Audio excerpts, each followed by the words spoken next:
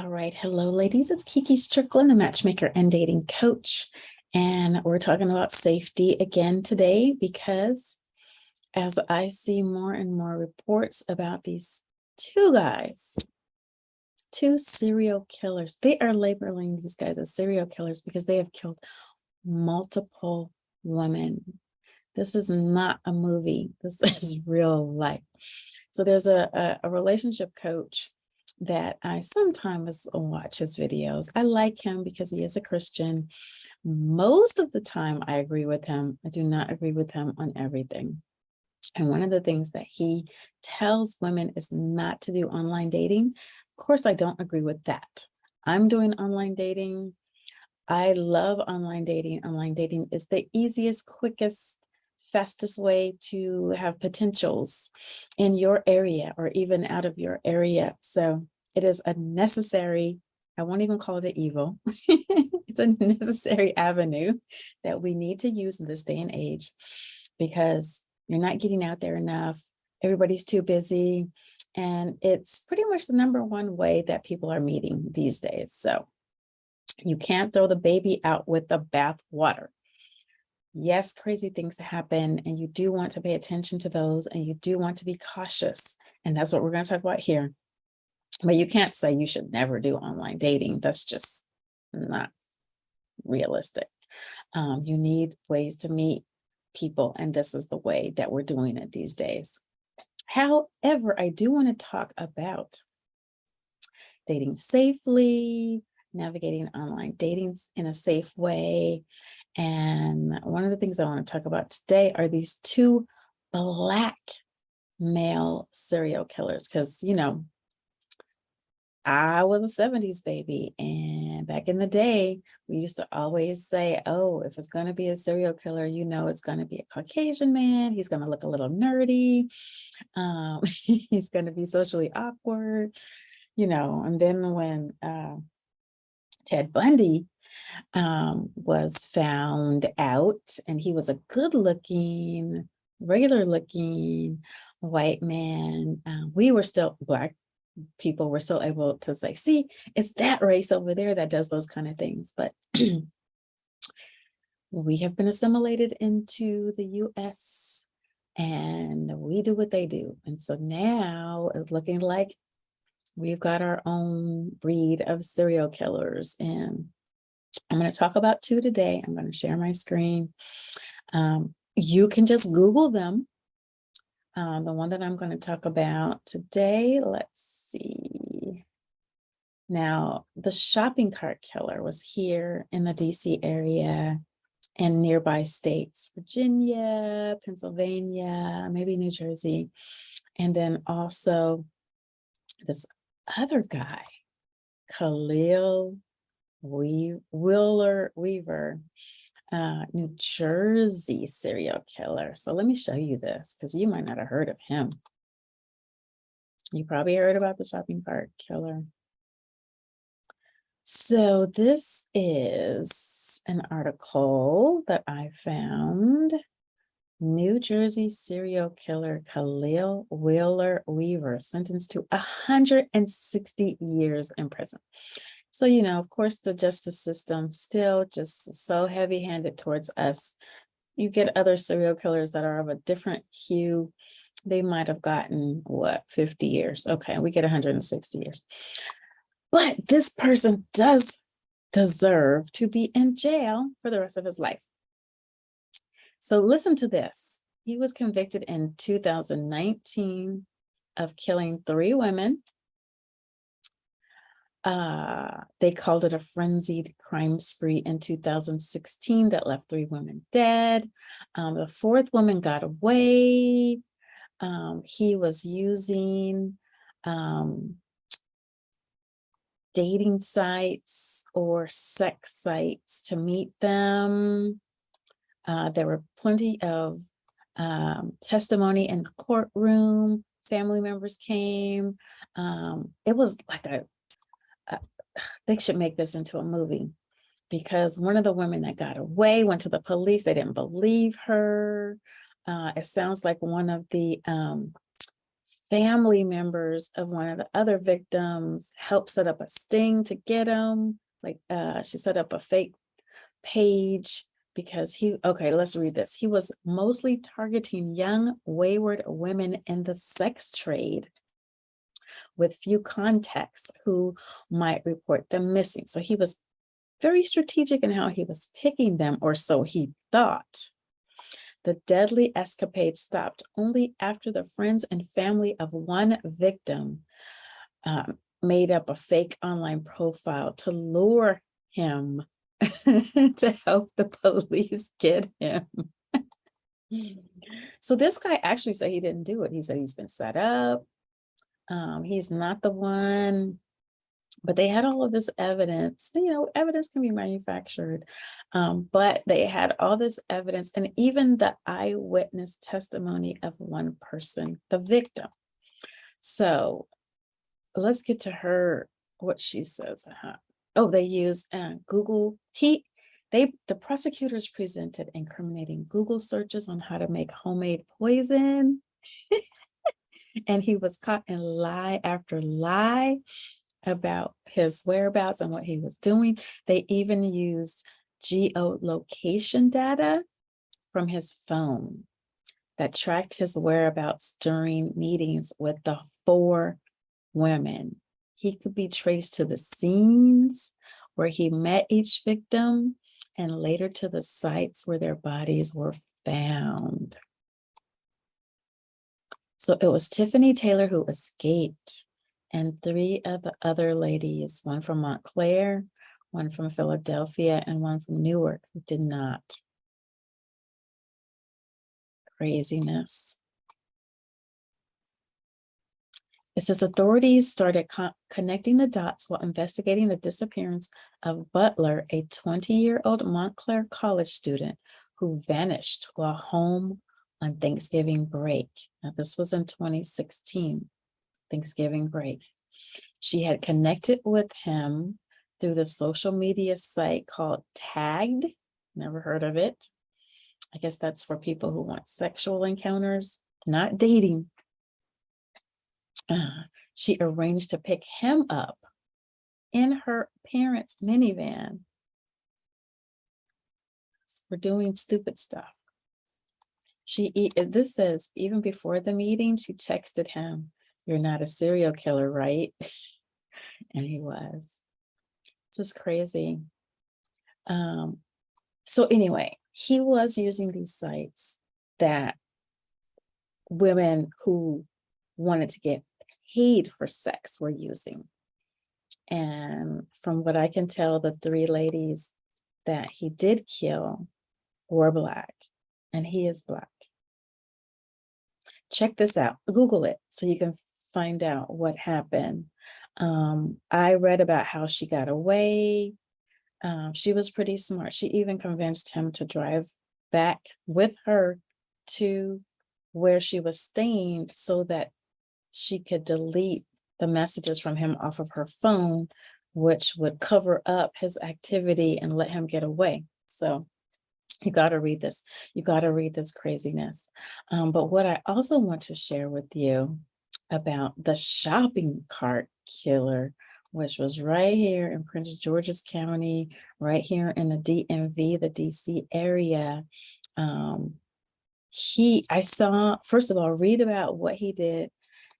It was 6 women, possibly a 7th. And they caught him as well. Google him, read about how they caught him. But what I want to share with you is another article I found. So this article is just one of many. This one, actually, he was engaged to somebody and she died. And that case wasn't even looked at as a homicide. So now they've reopened that up. So this article, it says, cold case unit reviewing the death of a woman said to be engaged to this guy. His name is Anthony. Where's his name?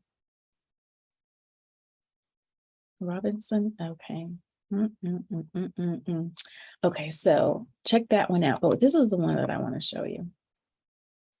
Someone posted this on Facebook, and I was blown away.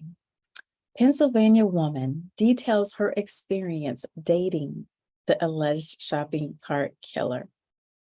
This woman found out, probably by watching TV, the news, that the guy she had dated previously is the shopping cart killer. It says Monica White of Harrisburg, Pennsylvania, met Anthony Eugene Robinson on a dating site. He has since been charged with 2 homicides and is being investigated for the deaths of 4 other women. So let's read this. This one goes into, online dating, people meet. But for one Pennsylvania woman, it brought her face to face with a man who believes it's very dangerous.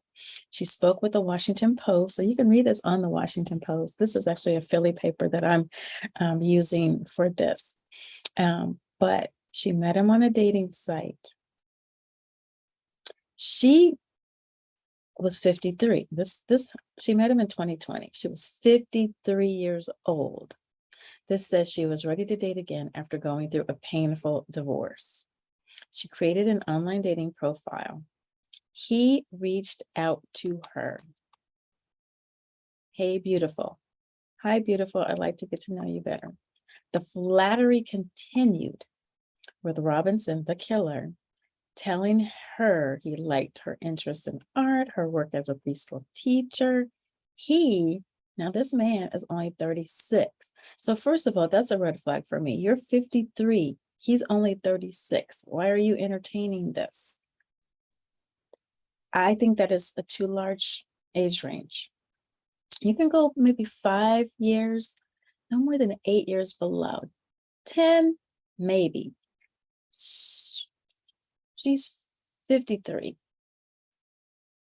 She shouldn't be seriously considering anybody younger than 45. He's 36. So no, that was your first clue not to date him. Robinson, who was 30. Oh, he's now 36. So that means back then he wasn't even 36. He was only 34. Okay, she was almost 20 years older than him. What was she thinking? What was she doing? He said he was looking for something serious and that he preferred the maturity of older women. He confided in her that he had never been married, but he did have a daughter who was around 6 and a son who died as a young child. Their relationship proceeded quickly from text to video chats to their first visit together in late 2020. Oh my gosh. Okay. So it goes on to say that he's been linked to the death of 6 women. Arlene Redmond, who was 54. So he was talking to another woman that old. Tanita Smith, 39. Both of these women are from Virginia. Their bodies were discovered together in 2021 in a vacant lot in Harrisburg, Virginia, next to a shopping cart. Investigators say Robinson met both of those women on dating sites and allegedly lured them to hotels where he killed them and dumped their bodies in vacant lots. He allegedly uses a shopping cart to transport bodies, and that's why they call him the shopping cart killer. Robinson, who lived in D.C. at the time that he was arrested, is also suspected in 3 other homicides that took place that same year. Wow. So it talks about the other women that he has been linked to. White, Monica White, the woman that we were talking about that dated him, said that he never discussed being violent towards women, but that she and he had some very dark moments. For example, he would sometimes briefly choke her while they were intimate. He also showed her a scar where he said he had been stabbed. He never explained the details of the stabbing, but said he would kill anyone who tried to attack him with a knife again. It says early in 2021, things took a turn for White and Robinson. He had expressed a desire to move with his daughter to Pennsylvania. In February, he arrived in the Harrisburg area for her birthday. And this is what it says. It says, when he got there, he said, I'm going to have to get a job or something in order to get back home because I don't have a return ticket, basically. He got a job there in Pennsylvania with her at a warehouse, and he stayed with her for 3 weeks. She let this man move in with her, stay with her for 3 whole weeks. He was a serial killer and she didn't know it, and he was living in her house. It says the relationship crashed not long after that because he got drunk and made sexually aggressive comments towards her son and the teenage son of a friend. So that was the thing that actually made her finally say, it says they got into a fight about that, and she actually had to call the police to get him to leave. So good thing that happened. That wasn't the last that she saw of him. Weeks later, he Facebook messaged her asking her to meet him at the hotel where he had been living. She declined to meet him. Thank the Lord for that, because she might not have ever been seen again. She said she saw him one more time after that. She was driving through Harrisburg and she just happened to see him walking down the street, and he looked really crazy, like a homeless person. It was months later when it came out that he was a serial killer.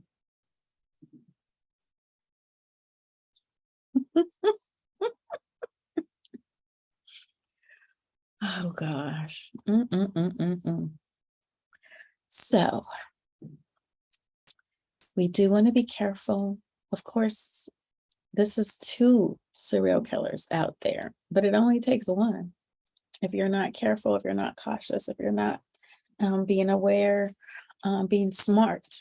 And that's why I always say, one, when you start talking to guys online, immediately get to a virtual date, virtual meeting. Use Zoom, use Facebook video chat, use FaceTime, Skype. I don't care. There's so many different methods because you want to see and hear this person that you're talking with. And if you get any kind of vibe during that virtual meeting, then you know that's the end of that. Cut that off now. You also want to get to an in-person meeting pretty quickly because even with a virtual relationship, it's still different in person because you get to read body language. You get to get more of a sense of this person when they're with you right in front of you face to face. So even if it feels like it's vibing virtually, hurry up. Don't waste any time getting to an in-person date. And evaluate then how you feel with that person, what kind of vibe you're picking up from them. In her case, Monica White, she obviously had been around him, liked him, had sex with him even, and didn't get any kind of red flags. I don't understand that, but you know, it happens. And I guess he, besides the choking, wasn't violent with her.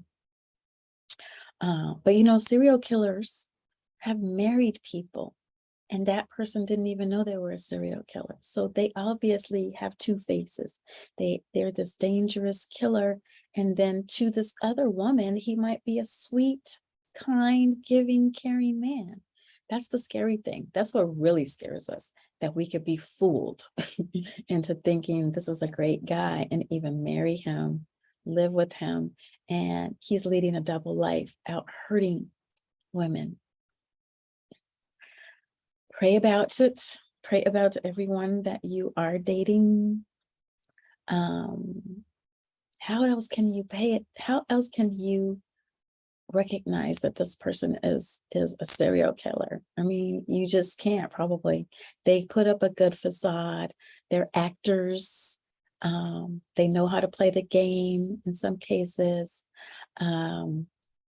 It's crazy. I was just watching, you watch movies. I was at the movies. I mentioned one Black movie that was on BET by Christopher Stokes and Marquise Houston. And she was with the guy for 4 years, married, before anything happened. And he was a serial killer. Now, this was just a fiction story, but even with that, I was like, why did they make it 4 years later? You know, in 4 years, there was no kind of clue, nothing suspect. But I guess that could happen. And then recently I saw Don't Worry, Darling. And I won't give away the plot of that.